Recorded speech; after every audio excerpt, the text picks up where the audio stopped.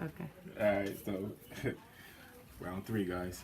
Let's try this. Can't keep on dying. Time getting shorter and shorter for whatever reason. How much time does we got? It looks like no time.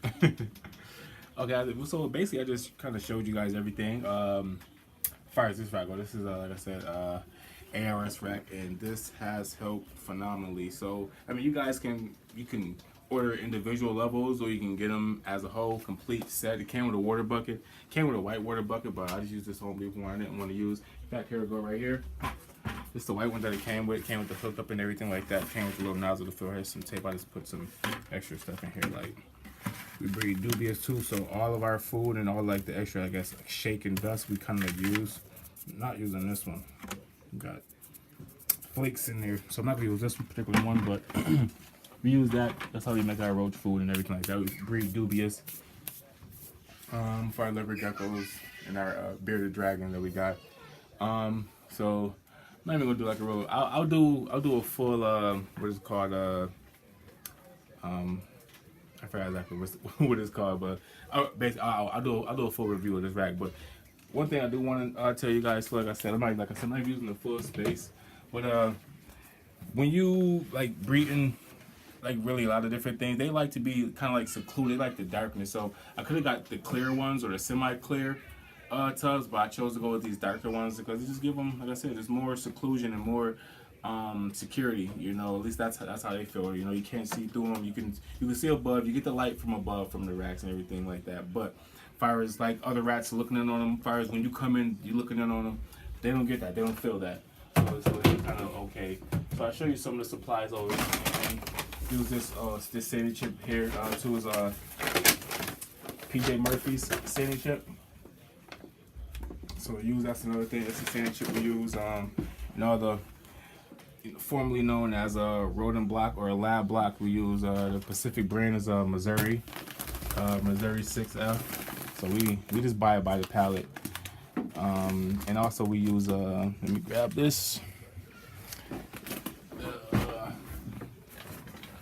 This here is the staple. This here is the staple food. Yeah, Missouri. This is a staple food. So, like I said, this right here is some Kent Lab Block. It has just a little bit more protein. I think Missouri got 16% protein. It does. And this right here has 19%.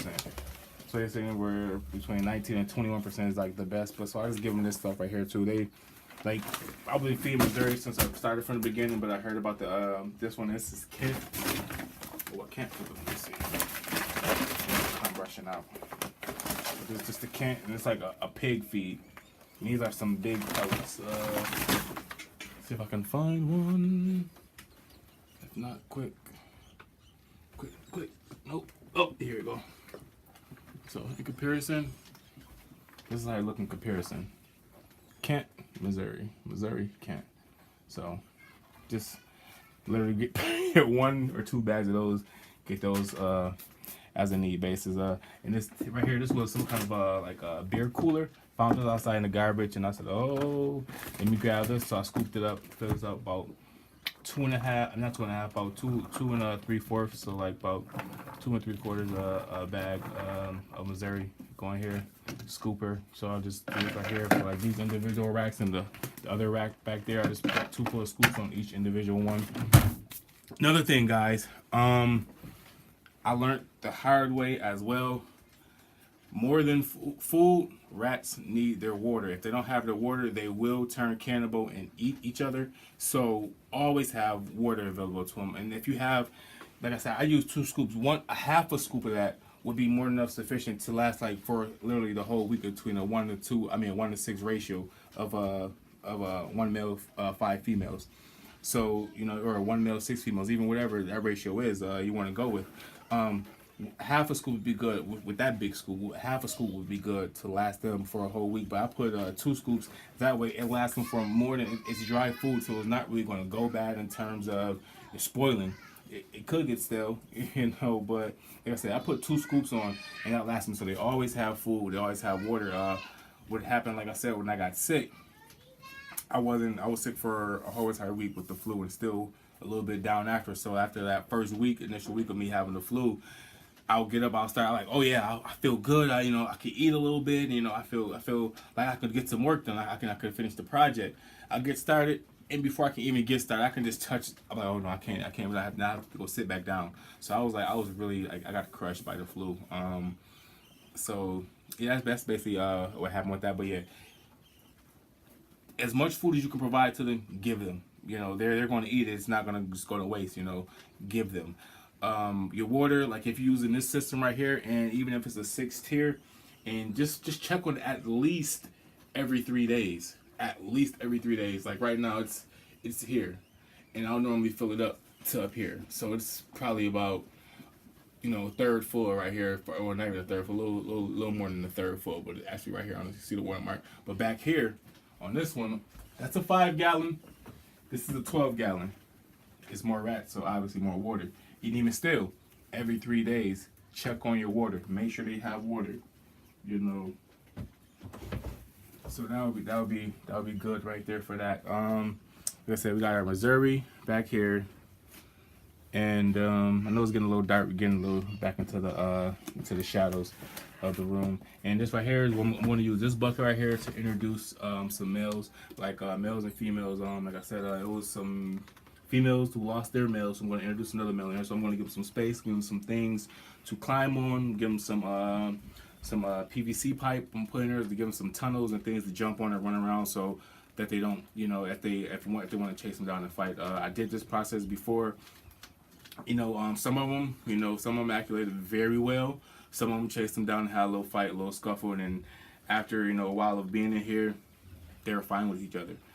So I watched them. I made sure I gave, like I said, a place for them to run to hide. Everything like that. Of course, they're rats. They're basically all the same size. So any one nook or cranny that one can get in, the rest can get in as well. So it wasn't like, oh, they can. And it's not like fish. You got a big fish and a little fish. You got a little small crevice where the little fish can go in, and the big fish can't. No, they're relatively the same size. That's another thing too. They are relatively the same size. So the female are not like, colossal compared, and having a little small male. No, the male is at least the same size or a little bit bigger. They can go vice versa. The males can pick on the females as well, but in this case, I'm introducing a male to at least 2 females or at least 4 females. So so I can up production of the ASFs. Another thing too with these gray tubs, like before, I'll have like I had 10 colonies set up. So it was a 1 to 3 colony. I ended up picking like 60 rats or something like that. It was like a 1 to 3 ratio that I had going on. So with the amount of males to the amount of females I had, that's what I can do. The guy, he really didn't want to even sell me the females. It's an unspoken thing too. Like you got some guys here who like, I mean, they're big rodent breeders. So initially, like, they were schooling me. They was letting me know some things, And but I noticed once I started, to ask them those questions and they were giving me the answers, that they would do certain things, like they'll deliver. They had a delivery date, and then all of a sudden the delivery date changed. They'll have a time to put in an order, and all of a sudden the order time changed. Like, okay, I want you to have your order in by this day at this time every day, or just first it would just have you order in by this day. Next, oh, you got to have your order in by this day by this time. All right, so I'll call by this time. Oh well, they say, so for example, have your order in every Monday by 6:00 p.m. That's what it changed to after just have it in by Monday. Have it in by Monday by 6 p.m.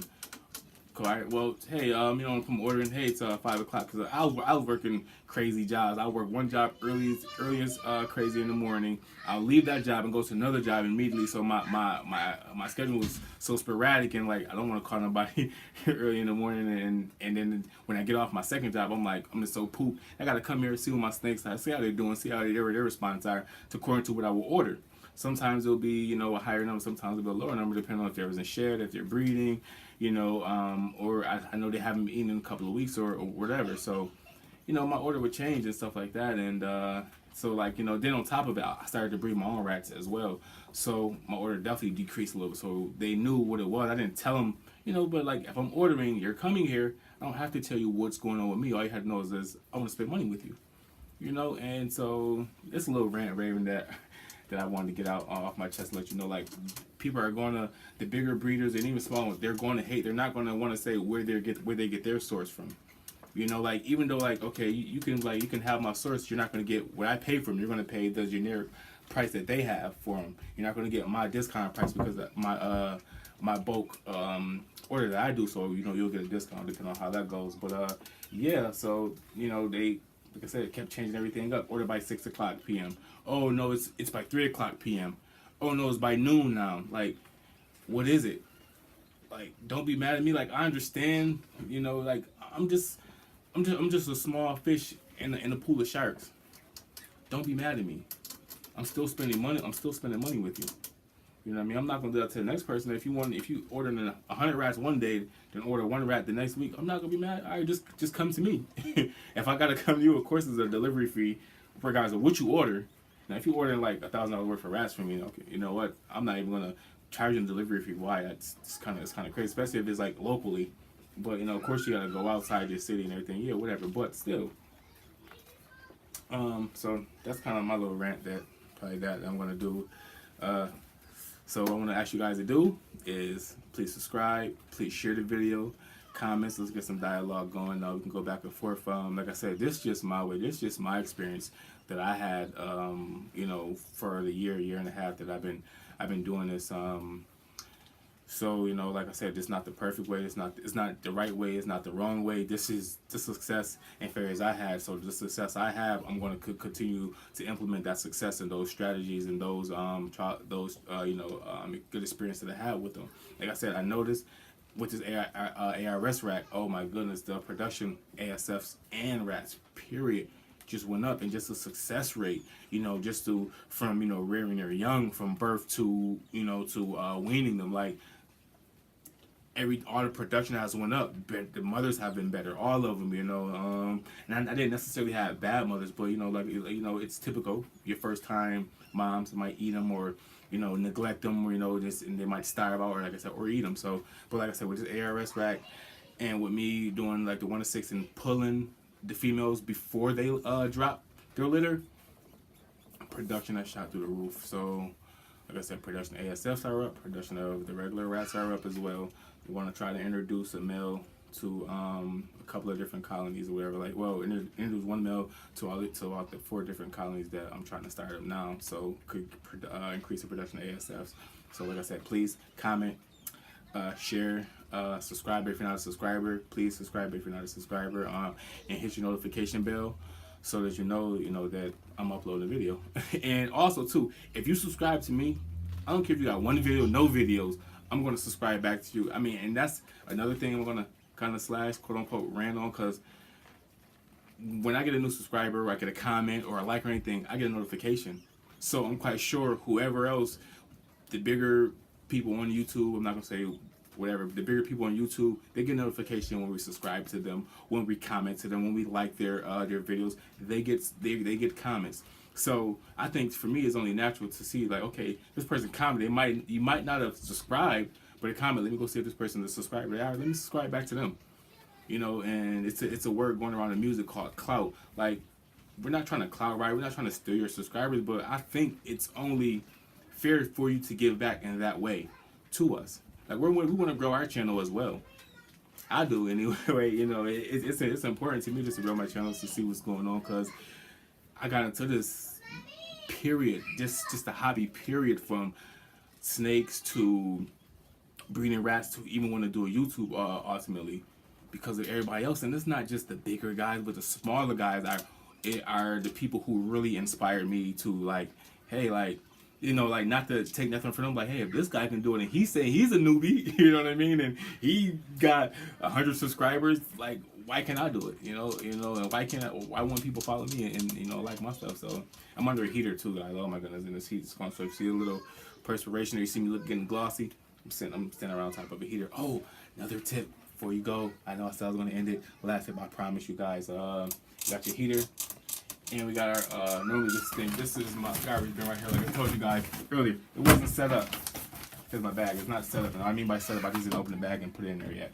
So this ventilation thing right here, this big exhaust fan, is on a timer. Can you pan over here? Can you see this timer? I have a timer right here set. So this is the actual timer piece, and just a multi outlet. So I'm gonna put on here just to let you hear. It get kind of noisy. Not too noisy, but it creates a little noise. So every hour for 20 minutes. Let me turn it back off. So with it being on the timer, every hour for 20 minutes, it comes on and it just clears the whole entire room. It just, you know, of all the old stagnant stale air. It's not really stagnant because, like I said, it comes on every hour. So the air's not really stagnant, but stuffy air, it does get stuffy. But anything like that, it clears it. Thank you guys for watching. I appreciate it. You subscribe, you definitely have me as a subscriber. Thanks for watching, guys. Hope to see you on the next video.